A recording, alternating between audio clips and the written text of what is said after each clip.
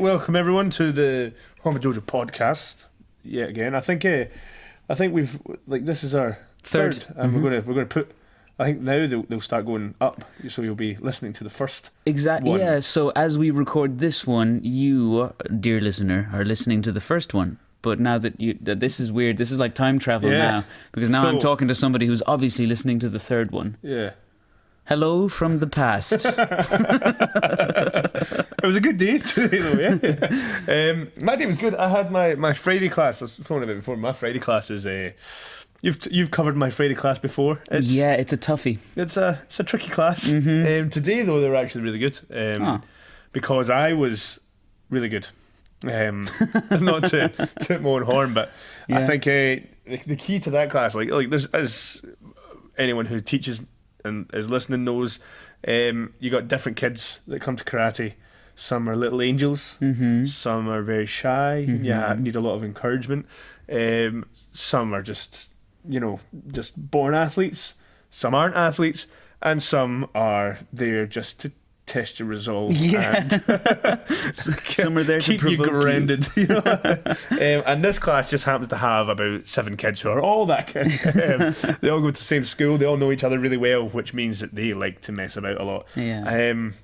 And it's not that the class is necessarily chaotic or anything like that. Like, they do train well, but you have to be on your toes the whole class. You have to be 100 miles an hour.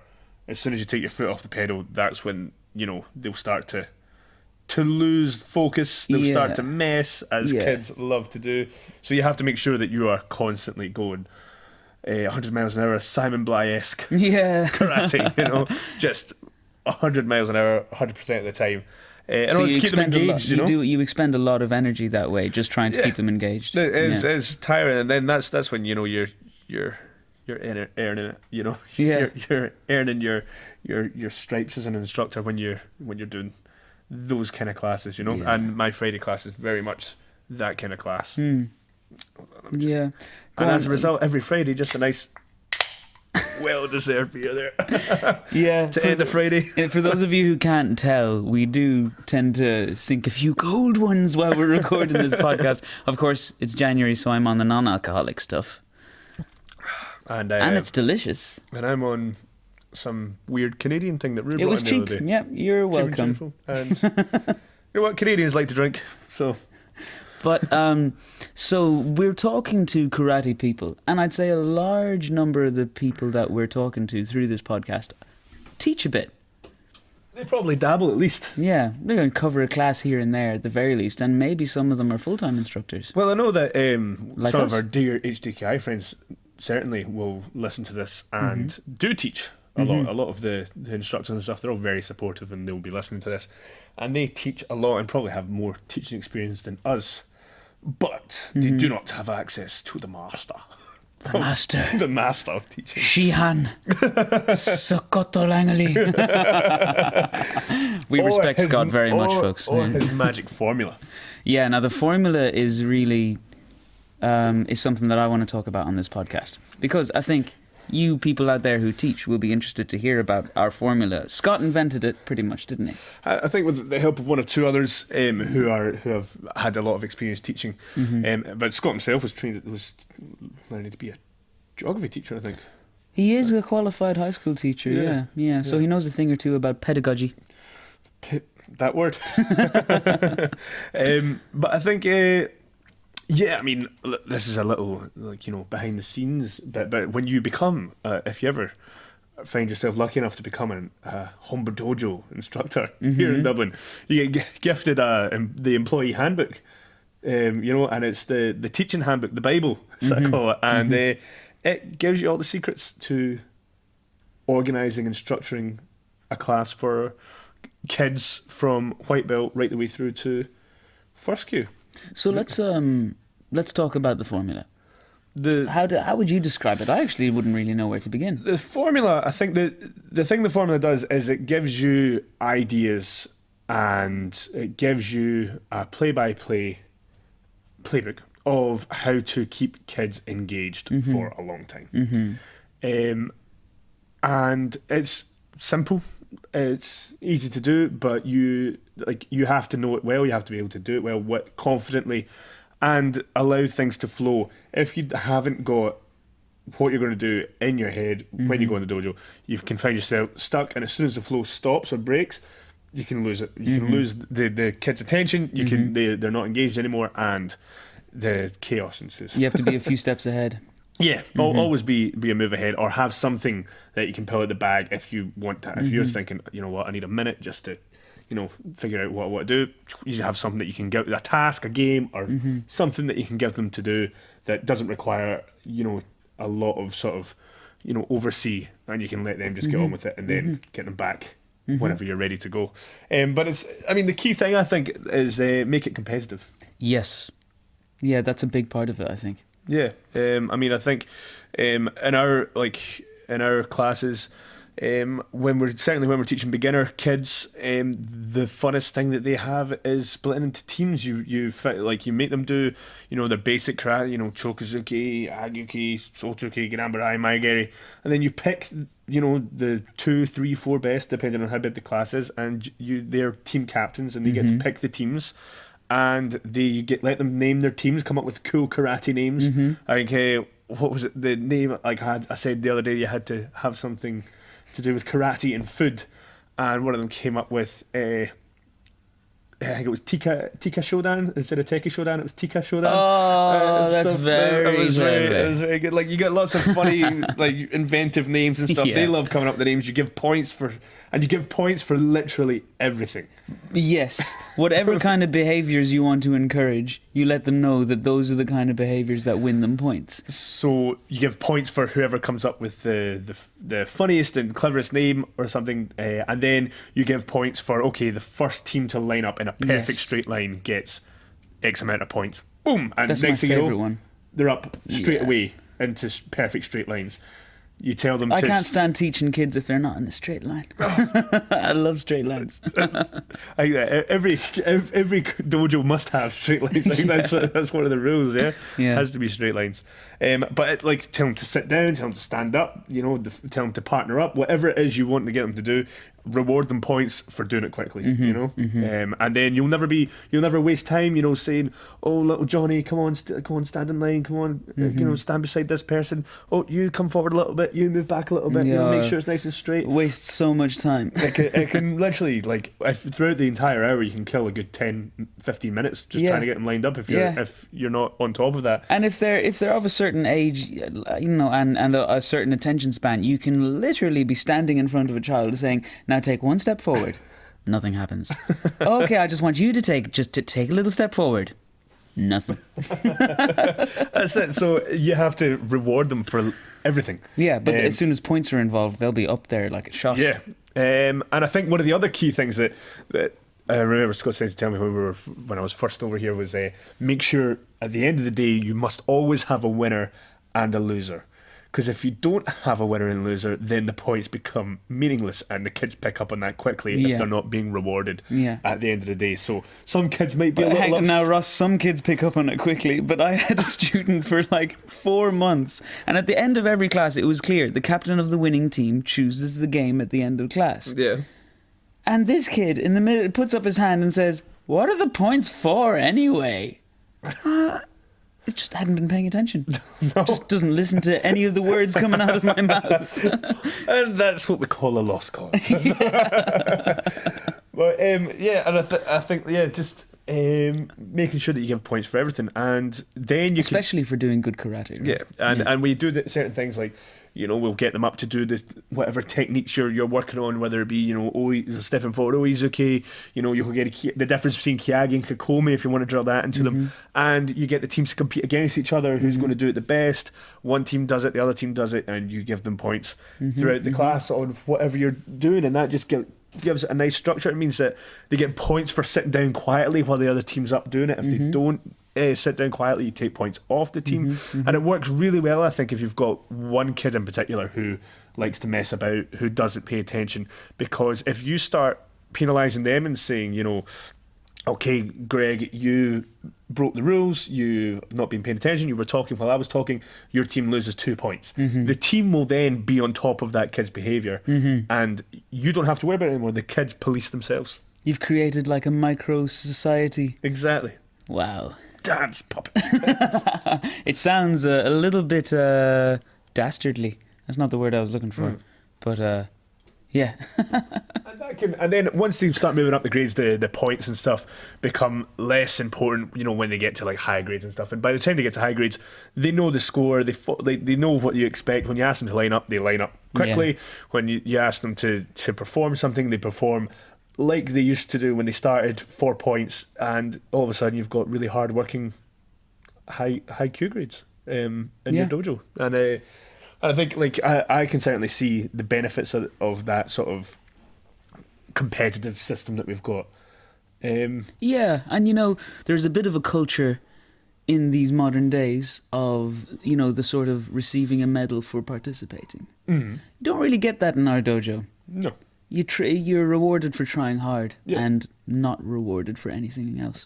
And the key thing is that the points, and what's great about the point system is that you're giving points to both teams throughout the whole class. It's not like one team always has to win every task. Sometimes you say, okay, if this team lines up in a straight line in 5 seconds, you're going to get points. So the kids feel rewarded throughout class, regardless of whether they're talented or not. They're getting rewards for being in the class. They are getting points, they're getting rewards, but you're also rewarding the talent, and you can have that both. The sort of best of both worlds, Yeah. I don't think there's ever, not when I'm teaching anyway, there's never a scenario where, there's rarely a scenario where a team will get no points while another team gets points. Yeah, they'll get some and the other team will get more. Yeah. And if it's becoming a washout, you're the instructor, you can orchestrate it in a way where, it makes it a bit more even, more competitive. I'll just lower the bar for one team and say, if they do Hikite properly, I'll give them points. Yeah, exactly. You can, because what happens is that, the kids are, when the kids are picking their teams, they don't necessarily, when they start to, the ones that cop on a little bit and start to see that they won't pick their friends, they'll pick who's the best behaved in class, who tries the hardest, who has the best technique. They'll start to pick the kids who are getting rewarded for points for the technique and stuff. But initially they all pick their friends, and when they're all with their friends, maybe they do mess. Maybe they don't, you have to dock points initially and stuff like that. So sometimes you have to, like you say, lower the bar a little bit to make sure that everyone's still having fun and having a good time, and it's not just, you guys are terrible, no points. But I mean that's the way that we essentially, with beginners, we want to make sure that they're in a team environment. It's very competitive. They get rewarded for doing the smallest, tiniest thing correctly, so that it becomes a good habit for them, And anything that they don't do correctly, anything that they don't do well, they don't get points for it, and you make sure that you tell them why they're not getting the maximum amount of points that they could get. Say out of 5 points or something, you're only going to give them 2 points, and you say because, and I mean, I would never, unless it was unless I was comfortable with knowing that the kid could take criticism, I maybe wouldn't single out the kid because John, your Hikite was hanging down by your knee, you need to have it up at your hip, if I'm comfortable with the kid and know that he'll go, oh, sensei, and fix it, or, maybe just leave it ambiguous. People in this team were having Hikite's down here instead of up here, so that's something that you can play by ear depending on your relationship with the students. What I normally do is I try and give them each a critique really quickly. And say, you, straight line stances, you, lazy Hikite, you're leaning a lot. For your team, 10 points. Now go sit down. Next team. And you can do it that way as well, absolutely. And the last thing that's probably the most important thing, because it's the one thing that never changes in any class, no matter how much you want to play and add your own ideas in and stuff, the one thing that always stays the same is at the end you play a game. Yes, hugely important. You have to reward the kids for their efforts with just fun. Just fun. Not like you make it karate based, doesn't have to be karate based. You try and make it so that they're being athletic while they're playing, but we just play games at the end for the last 5 minutes or so. Just dedicate the last 5 minutes of class to games, and that's the last thing they're going to remember when they go off to mum and dad or their minders or whoever. How was karate? Oh, it was great. We played helicopter at the end. Do you want to come back? Yes, I do want to come back because helicopter was great. And that's the only thing to remember. And they forget all the karate you taught them, of course, but but they always come back for more games at the end. So I think always rewarding them with that fun game and being that sort of, that karate clown that we sometimes have to be at the end. That's what you do, and you make sure that all the kids are taking part and having fun. Yeah. Yeah, you can be super strict, and you can maybe be a bit of a hard ass for a while, and then as long as you end with games, they leave happy. Yeah, absolutely. Because that's what they want in the end, really. They're there for the games. Yeah, they never get tired of helicopter. Ever. Oh my God, I hate that game. What the heck? You will hate the games. Like I hate helicopter. Helicopter's a game where we get the kids to stand in a circle, we take our belts off, and we swing the belts around their legs, and they have to jump over it. And they just, every kid It's the most popular game. I've never met a kid who doesn't. Sometimes I refuse. Really? Oh, sometimes I'm like, those days where I have like I don't know, 5 classes in a row or something, and by the end of last class I'm like, no more. Because you get dizzy, man. You have a choice of playing one, especially when some of the kids get really good at it and you're there for 10 minutes while they're just jumping and like, let me give you a tip. If you want to finish the game of helicopter quick, instead of speeding up, randomly slow down, and they'll time their jump. I lift up to their chest, I swing it up in their heads, I try and jump over this. Yeah. No, yeah, they slow it down, speed it up. Some of them are wise to, like, some of the little athletes are just total reaction, no matter how much you change the rhythm. But yeah, play games with your classes.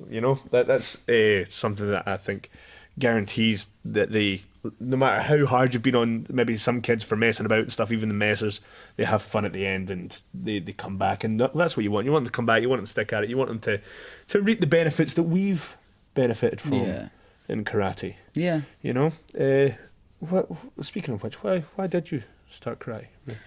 I can't remember. Well, I thought it was extremely cool. Yeah. And I was a big fan of Dragon Ball Z. Oh, who isn't? Yeah. So obviously Karate Kid as well.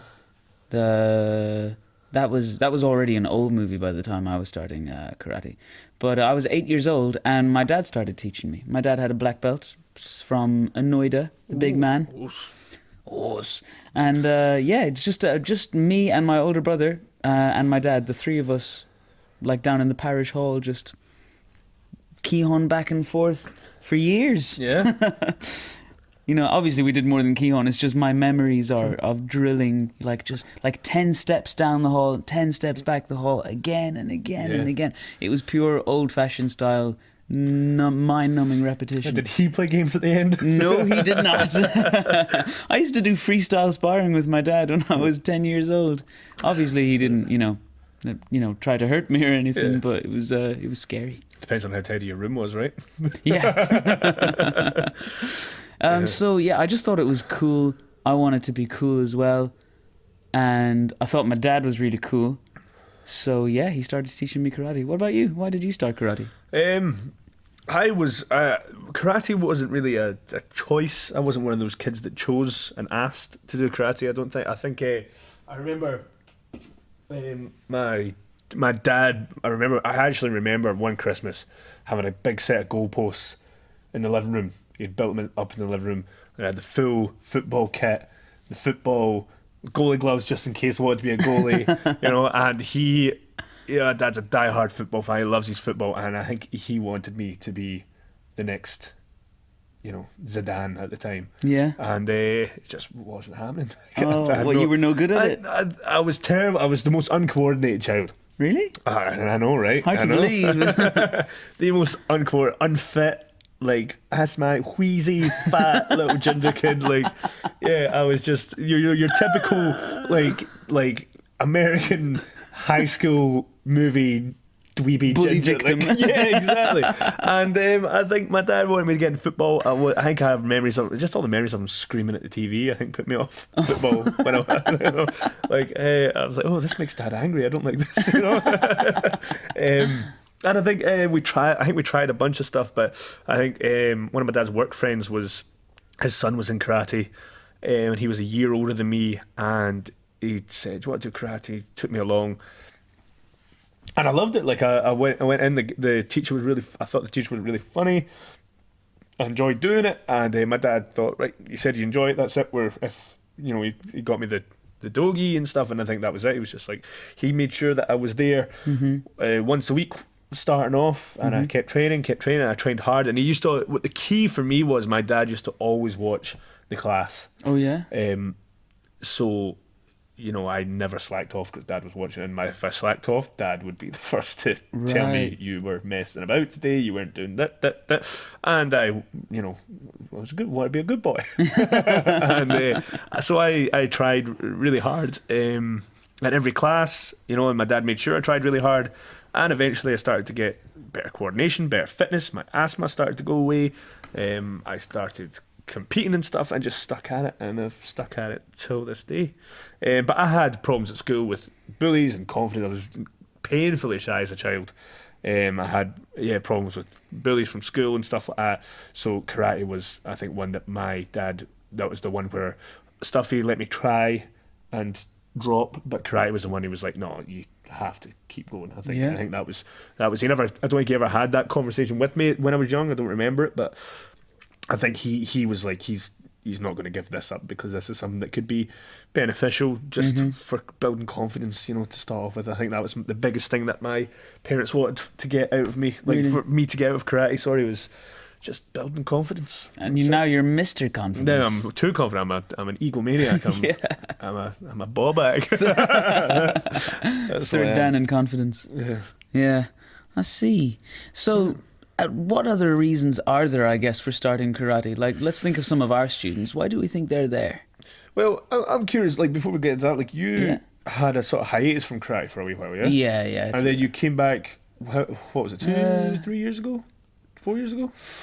4 years ago, 4 years ago, yeah. So round about where I moved over here, not long after that, you joined the dojo again. What made you take karate back up? What made you stop, first of all, and then what made you take it back what up? made me stop was that my father relocated and I didn't have a sensei anymore. Yeah. I see. There you go. Yeah. So, and I come from Roscommon, where there is not any karate club. And for a while my mother brought me to a club, but it was like, it was so far away, and it was so much driving, and fair play to her for trying, but for some reason, you know, I think it was just because it was too far. That didn't last. So yeah, stopped training when I was about 15. Then about 4 years ago I started again. Why did I come back? I think it was always in the back of my mind that I wanted to go training again. Yeah. It was always there. It was just getting around to it, finding a dojo. So I did, and then when I came into this dojo, what reignited... No, I wouldn't even say reignited my passion for karate, because I didn't even know what passion for karate could be until I came to this place. Yeah. And this dojo and the people here, you, Scott, Palma, really, really inspired me. And I was blown away by just how high quality karate could be. Yeah. Yeah. Yeah. That's why I'm here. It's pretty cool, eh? Now I work here. That's it, man. It's cool. No, I mean, it is this place, like, you hear, it's funny, like, we hear a lot of adult beginners in this dojo, especially female adult beginners. Mm-hmm. We can talk about why there's an influx of females taking up karate. Because we have a lot. But especially the women in the dojo, the men as well to a certain point. But I think the women definitely train way more regularly than the men do. Mm-hmm. Yeah, talking to you, Brian, really. But yeah, I mean, they definitely consistently train more, and as a result, there's been a massive sort of community being built in the dojo where everyone looks out for everyone. We all hang out inside and outside the dojo. You know, there's no animosity amongst anyone. Everyone's very, very nice. We have like big Christmas parties and stuff that are really well attended from the kids, but also by a lot of senior members, which is really cool. And I think that, what was my point? I think that people come to this dojo and they are blown away by that friendliness and the fact that everyone comes and trains hard with the same goal and stuff, and off the dojo have that sort of nice that community feeling, you know. And I definitely felt it when I came over here. Like, I mean, I knew Scott Sensei, obviously I knew Palma Sensei, I knew the level of karate that was going to be, but what I didn't expect was how it was to be in a full-time dojo and the environment that you were going to be thrown into. You know, and thrown into like a big role in the environment where you're in charge of teaching the people in the environment, which was Yeah. very. I remember at the beginning just walking from where I live to the dojo, and just as I was crossing the road, like for those of you who have been to the dojo, you know that the lane that you have to go in. It's basically a dark alley. The dark alley you have to go, just to test your fortitude before you come in. But just when I was walking there, I was just like, oh my God, do it sometime. I'm just going, this is great. Yeah. This is so cool. This is what I love most, and this is like, and you can sort of like, I feel like that, and I've done karate for years, like since I was 7 years old, and I know the value of like the value of being taught at this level, consistently day to day, and I wonder if people feel the same way. Those senior grades feel the same way. Like they walk in, like this is some really special that you're being a part of. It's some very unique. Yeah. Not a lot of people will get this from other. Like you go to a gym, it's just a bunch of bodies in there. The chance of you creating, a relationship or a niche of friends in a gym is very no, because everyone's in there doing their own thing, probably with headphones on and stuff. Yeah, this is something. Yeah, very that cool. feeling of this is so cool. I used to get that when I was still just a student here. Yeah, I used to get that a lot, arriving at the dojo and thinking, I love this place.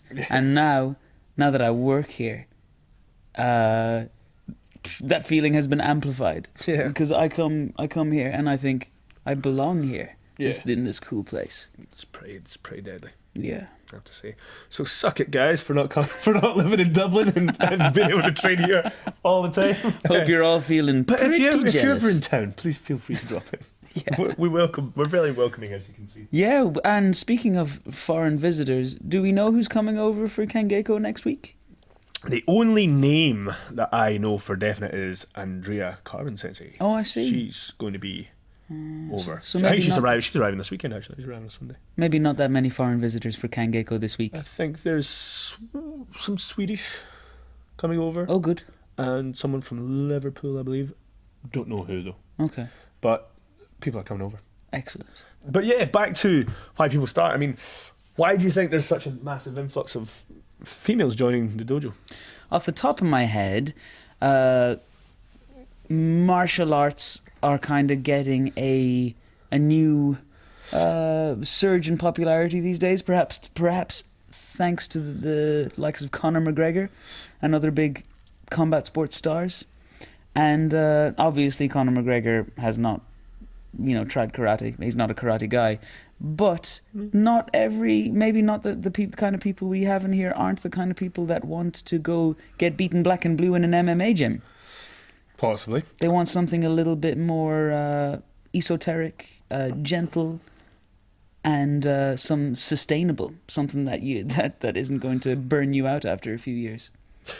I have my own theory of why maybe people think that martial arts is or why women are now thinking martial arts is a good form of getting in shape Tell me. and stuff now, and that is thanks to MMA.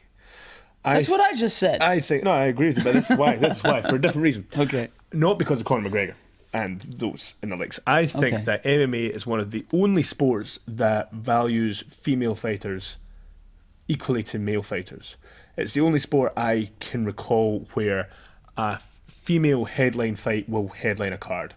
The women's title fight will be the main event of the evening on a grand stage on pay-per-view. Yeah. It is the only one where they're given the same merit.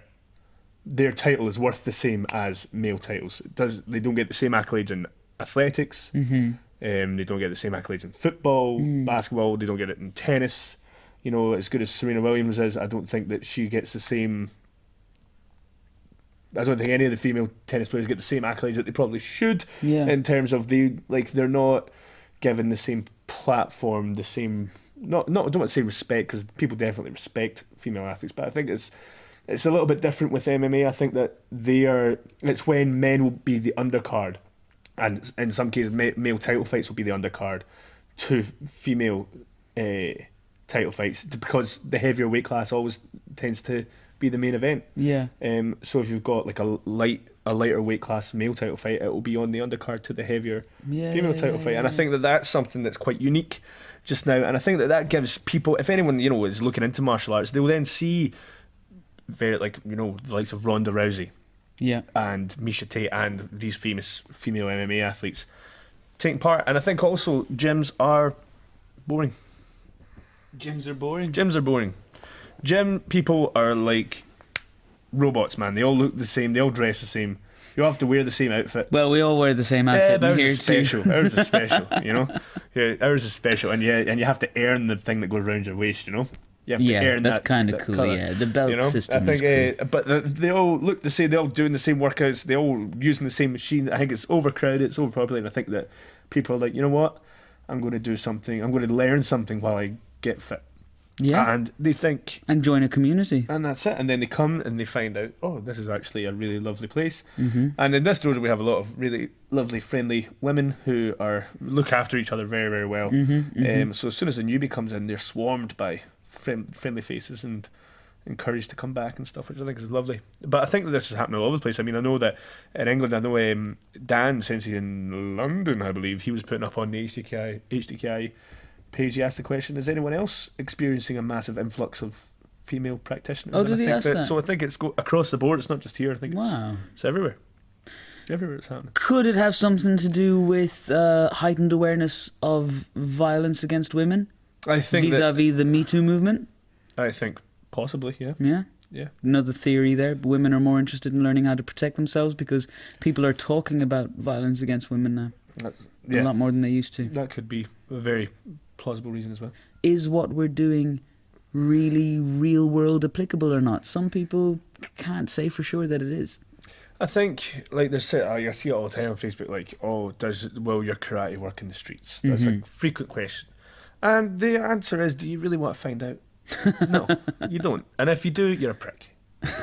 Like, it's as simple as that. If you're I know I see people who are in the comments of questions like that who put up on social media, like, will you cry? Oh, I remember one time and 10 guys were around me and I've done them all in and my karate works because I'm hard. Like, no. Chances are you probably could do that without training. That's the kind of person you are, you know? I think that the karate, if you want to learn, like, I think if you're joining karate for self-defense, it is a long road to be skilled enough to the point where your karate will benefit you in a self-defense situation. Yeah. I think that like, when you hit Shodan level, like now, like after training for so long, when you hit Shodan level, you are ready to learn karate. Yeah, that's why they call it Shodan, first level. That's it. I mean, you up to that point, you have just been learning how to move correctly. Like, this is how you move your right hand, your left hand, right foot, left foot, whilst keeping your back straight. Keep that center line, people. Please. But I think that up until Shodan, like, if you think that you've got a black belt in karate and therefore you're somehow ready to take on the world out in the street, I think that you're kidding yourself on, really. Black belt means nothing. It's a great point. It's literally the first step. Like, literally, you are now ready to begin your journey, sort of thing, you know? Yeah. Like, the Q grade is packing the bags.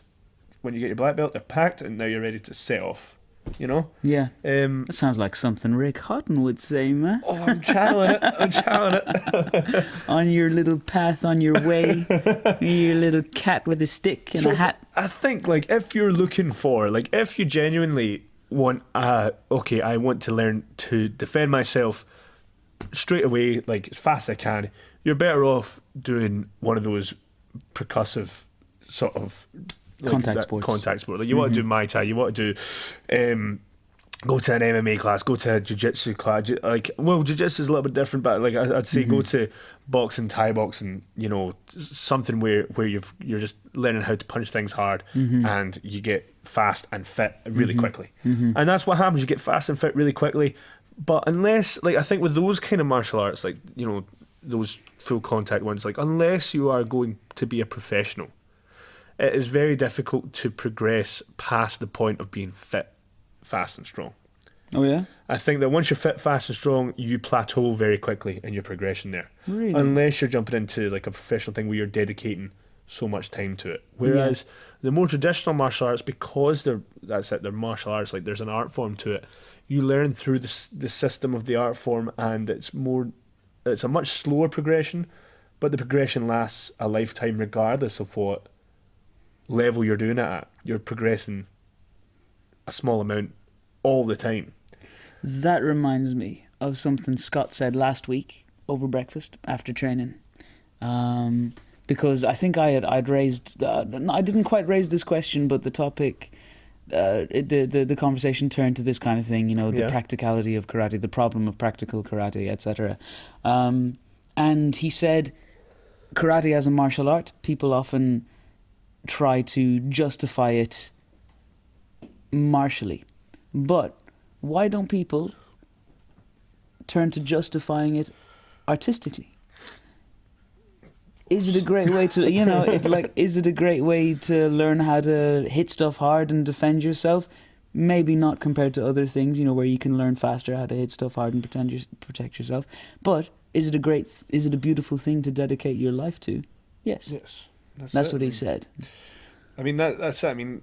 Like, if you look at the mixture of kids that we have in this dojo, I mean, you throw some of them into a Thai boxing class, I don't think that a lot of them would enjoy it or come back. I think that Simon Sensei always says it best: karate's for everyone, for all of your life. Exactly.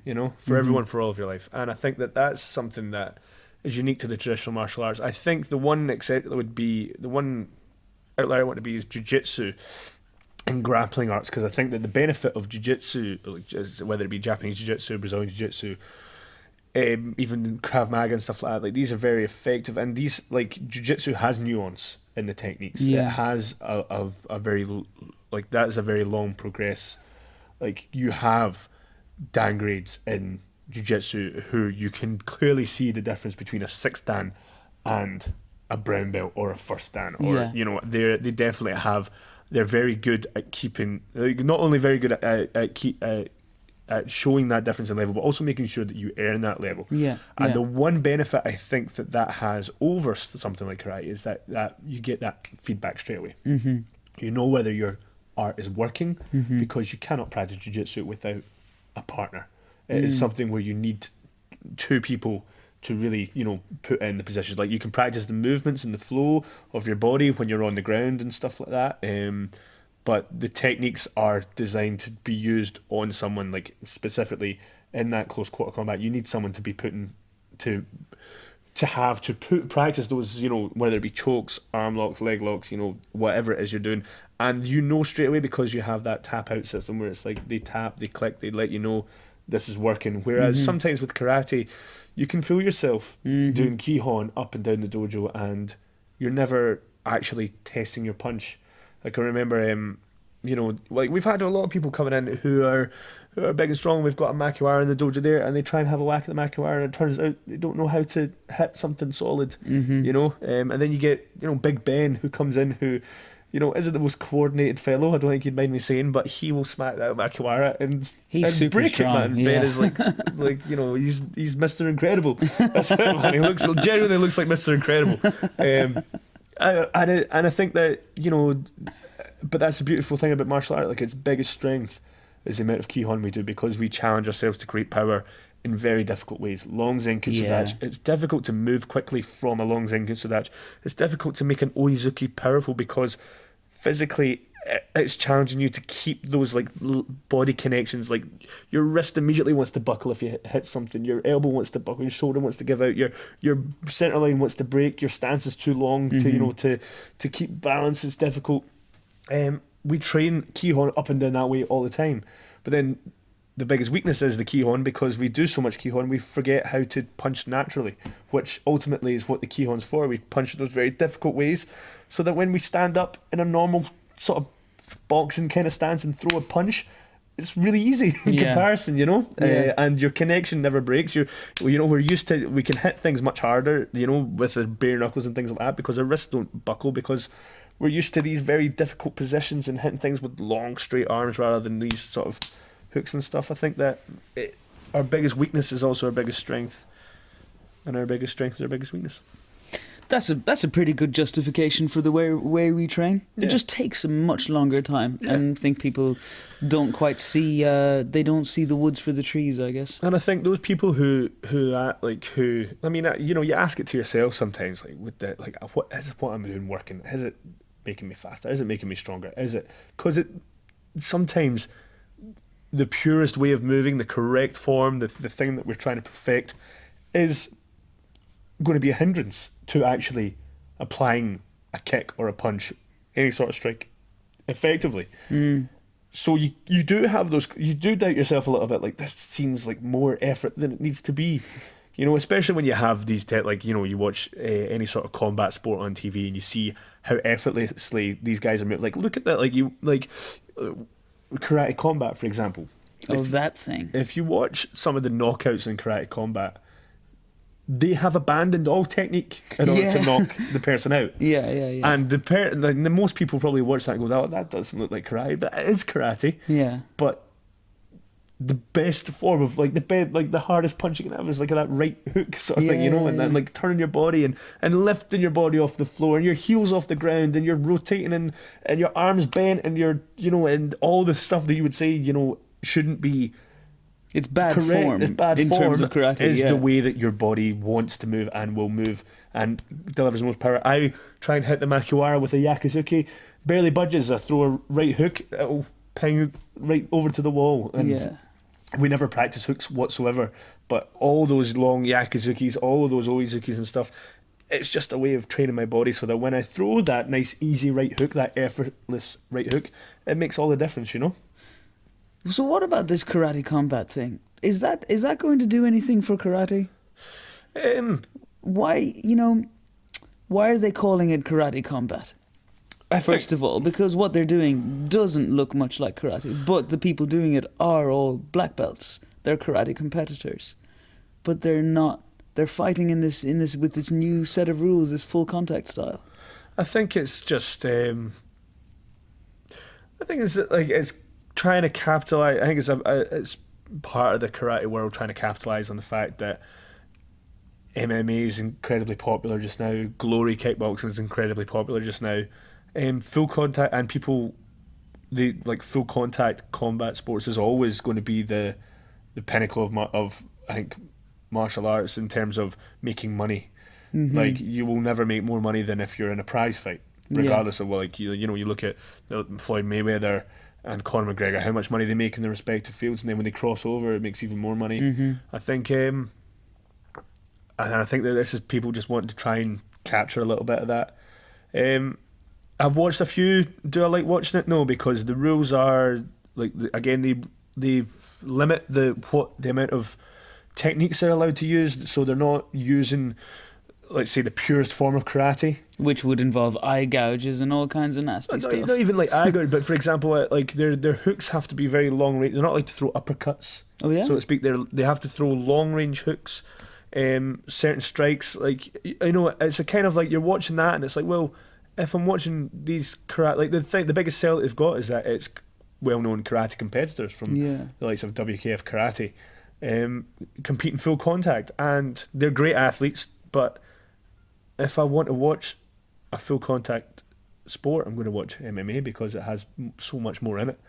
And people who have dedicated their lives to full contact, like fighting for that set purpose, where these guys are kind of jumping into it without, I think, without dedicating it, because it's not been around long enough to dedicate their time to it, specifically that. I think you're finding guys who, it just looks sloppy. I remember watching like Agiev doing it. Agiev, who's one of the greatest point fighters in the world, across the board, not just in karate. I think he'd, in a point fight scenario, at his best, he'd beat anyone. And he's an unbelievable athlete. But I watched him fight in one of the first ones, and it just looked terrible. You were watching these guys, and you're going, they're very fast, and they're definitely trying to hit as hard as they can. They definitely can hit hard. I think that notion of WKF karate fighter, like those traditional guys who go, oh yeah, but they can't hit hard. No, the rules dictate they can't hit hard. They still are amazing athletes who can generate a lot of power. But you're looking at it, and it's like, compared to the top level, you know, kickboxers or Thai boxers who are competing in the likes of Glory, they just look shocking. It's not. And I'm not trying to knock them for their skill in karate, because it's not. They're great karate fighters, like they are. But it's just the way they've got the rules set. I just don't think it's that appealing. I don't think it will be appealing. I think it'll be gone in a few years. I don't think it will last that long. They're ramping up right now. They're having these auditions. They're calling them auditions as well, which is a bit strange. I mean, you might what the biggest thing that can happen to it is if it just like keeps the name Karate Combat and then allows for the rest of the sort of striking variety that we can have, like the rest of the amount of strikes we can do. Like for example, if you're going to do full contact, make them wear those sort of like, I don't know, a glove that allows them to use, like, why not let them throw like a high toe, or shuto or something, it's more dangerous, of course, and you want to try and limit the amount of danger athletes are being put in, but at the same time, if you're going to call it Karate Combat, then let it be all of karate, with the exception of maybe eye gouges, groin strikes and headbutts, Sure. But then in which case it just becomes an MMA fight without the grappling. So I think we're calling Karate Combat a fail. A fail. I think it will turn out to be a fail. Like I still hope that, like, again, all the best of the people that compete in it and stuff like that. I think that if you want to compete in a full contact sport, go into one where you're going to get more recognition. Like Glory, for example, Glory Kickboxing has some of the best strikers in the world there, and some of them are karate guys as well. Oh yeah. K1. It used to be K1. It's now Glory Kickboxing. They used to have a Shemi Schultz, who's a traditional karate guy who won the title, I think, or won the Grand Prix, I think twice, but way back in the day. You've got some fantastic Kyokushin guys that are competing in there, like Kyokushin backgrounds. You've got guys who, from much broader aspects of martial arts, all competing in there. If you're a karate guy and you think full contact is your thing, I would suggest trying to get into something like Glory or something like that, where you're competing against the best and you'll be recognised as one of the best, rather than a watered down version of it, Yeah. Someone told me recently that actually kickboxing derived itself from Kyokushin karate, whereas I thought it derived itself from Muay Thai. I mean, they all the same at the end of the day, from isn't yoga, it? and really, that's how far back it goes. It's yoga, isn't it? Yeah. I mean, it all derives from, you can say all derives from, like Taekwondo comes from Shotokan.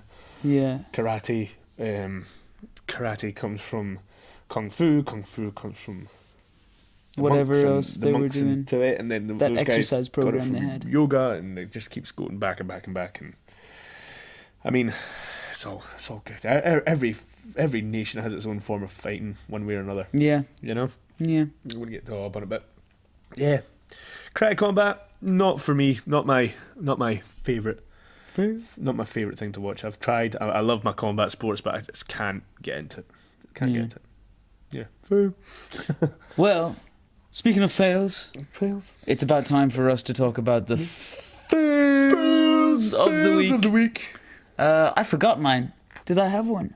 I remember your one. I'm going to tell you rules. I remember now. I remember. Will I go first? Oh, go on. Okay. Was it Wednesday? It was Wednesday morning. Oh, morning training with Ross was there, Scott was there, obviously. John was there. AJ was there. AJ was there. The whole dang crew was there. Everyone except Tommy and Karen for not being there. So, oh yeah, and we were practicing the Nidan syllabus. It was my idea. I said, let's do the Nidan syllabus. And then we did it. No, Tommy was there. Was he there? Yeah, Tommy he was there. Yeah, that's right. Yeah. Because we went through the Nidan syllabus, and then Tommy said, what kind of kumite do you do for Nidan? And I said, it's freestyle sparring. And he said, right, let's have a look. You said, let's have a look at your shadow boxing. I got Rue to shadow box. I said, Rue, shadow box shows your footwork and that was it. Yeah, you wanted to have a look at my footwork, and I was started to spar an invisible opponent. And I was having all kinds of advice and critiques thrown at me, and everybody was, no, not like that, do it like this. And then they gave me a little bit of footwork to practice. It's a little switch and change angle, and then counter Gyakuzuki. And I tried it, and I got it wrong. And in the instant I got it wrong, Scott Sensei from across the room goes, not like that! And by the time he had shouted, I was in the middle of an Ushirogeri, and I got the fright of my life, and I slipped and landed on my arse quite hard in front of everybody. You had to be there. It was hilarious. Like, Well, we were Rue's not bad at kumite, but his footwork and his movement is Leaves unique. something to be desired. It's unique, shall we say? So watching him, baby deer, running about the dojo by himself, while we were all shouting abuse at him, and then as he's like, oh, he's just starting to get it. Oh no, failed, not like, and then smack, like face first on the dojo. It was really funny. It was as if Scott had like projected his chi and sent me flying. It was a big fail. Big fail. Your turn. My fail of the week was, for those of you who've been to Dublin, you know about the Lewis track. And if you're feeling brave, and you don't have change on you, or you don't have money in your leap card or whatever, you can sometimes get away with jumping on it without paying and get away with it. And we've all done it. I've done it. I know hundreds of people have done it. You shouldn't do it. Don't do it. Pay. But this is I couldn't be bothered filling up the league card. I thought, go on, I'll risk it. And I jumped on the loose, and I got to the end. And sure enough, for the first time ever, midday there were ticket inspectors and leap card inspectors at the other end. And I jumped off, and I had to go into my, not this nice mellow accent that you hear before you today. It was my proper accent that I hide from everyone over here. Oh my God. My tourist accent, and I was like, oh mate, I'm sorry pal, I didn't know that I didn't have to have a ticket for this one.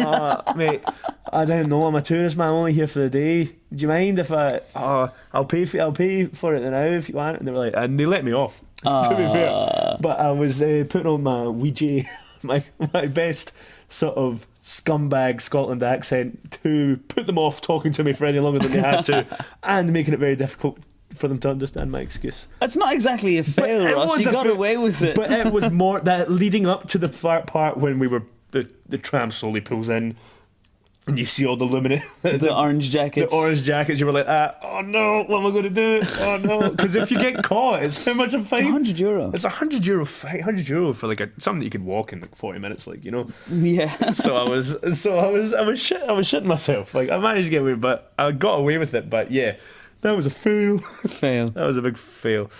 Do we have a general fail of the week this week? A general fail of the week. Let me think. I think we forgot to think of one. That fucking dehumidifier there. Fail. Yeah. We're going to paint the dojo this Saturday. We have a paint party where we're going to have pizza and beer and paintbrushes, and everyone's going to paint the inside of the dojo. Because it's an old building, it needs a wee lick of paint. Aye. So we got this big industrial strength dehumidifier because this place sweats. It sweats with us, man. The dojo trains just as hard as we do. Yeah. And it sweats. And we brought this big dehumidifier in, and for the first, it's getting on a wee bit, like, it's 9:30 just now. But for like an hour, I was like, the thing was just, it wasn't sucking in any air, it was just leaking water. It was making it wetter. It's meant to dehumidify the place. It was just spilling water pretty everywhere. And it took us ages to fucking fix it, but we managed to get it fixed. It's working now. Oh, it's unplugged just now. I can't hear it. Is it working? No. It's unplugged just now, but yeah, it was leaking everywhere, and I was like, this is a nightmare. And it's huge. The thing's massive, like a pain in the ass to move. And I was like, I'm going to have to, carry it through to the showers and stuff and let it leak into the shower. But no, we managed to get it fixed, but that was a fail. Whoever brought that in and had it set on error. Dodgy dehumidifiers. Yeah, man. dodgy dehumidifier. That was a fucking fail. that was a pissy fail. That was like, fail, fucking fail. Don't like it. But yeah, any other? No, that's it, I think. Yeah. So guys, like I said, hopefully you'll have the first one up just now. Hopefully we'll have put, question, like a little, ask us questions, send us in stuff. Yeah. But if you listen to this one again, when the time comes, please feel free to ask us questions. We'll do our best to answer them in a semi-professional way. Yeah. I don't know what kind of questions people would want to ask us, but maybe they want to hear us discuss something, or they want us to do a bit of research on something. If you want us to research something and ask our opinion on anything, if there's people that you want to have on the podcast, if you want to hear somebody's opinion, we can try and get them. If we build a big enough base, we can maybe phone, who knows, Yeah, we could do Who all knows? kinds of stuff. Anyone. It could be anyone. Let's phone up Jesse Enkamp. Jesse Enkamp. Get him on the podcast. Yeah, absolutely. Yeah, Jesse Enkamp. We can. You can talk to him. Yeah. His voice. His voice drives me a wee bit crazy, but I like his stuff. It's cool. He's a nice guy. Yeah. Yeah, Jesse, we could have hell. Let's go. Let's ask our Japanese karateka. Oh yeah. Yeah. We could get Naka on the phone. Let's get Naka on the phone That'd be cool. and ask him about how We'd to have bow. to get subtitles in the podcast somehow. Ask him how to bow properly or something. Yeah. Yeah, all that stuff. Okay. All right, guys. Deep bows, big osises. Thanks for listening, folks.